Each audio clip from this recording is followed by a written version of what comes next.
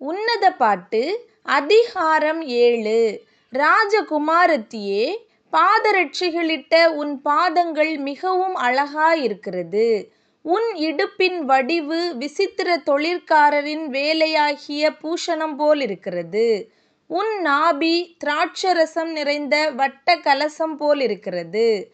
உன் வயிறு லீலி புஷ்பங்கள் சூழ்ந்த கோதுமை அம்பாரம் போலிருக்கிறது.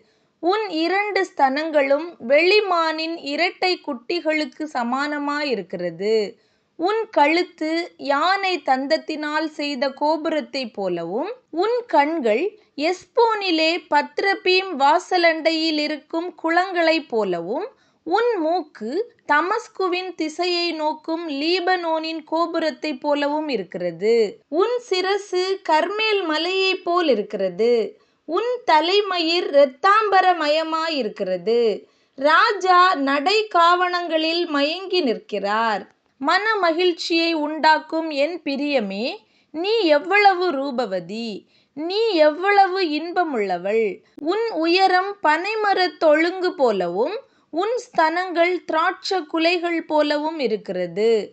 நான் பனைமரத்தில் ஏறி அதின் மடல்களைப் பிடிப்பேன் என்றேன். இப்பொழுதும் உன் ஸ்தனங்கள் திராட்சக் குலைகள் போலவும், உன் மூக்கின் வாசனை கிச்சிலி பழங்கள் போலவும் இருக்கிறது.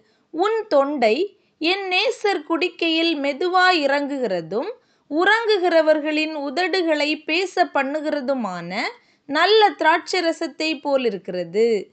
நான் என் நேசருடையவள், அவர் பிரியம் என்மேலிருக்கிறது.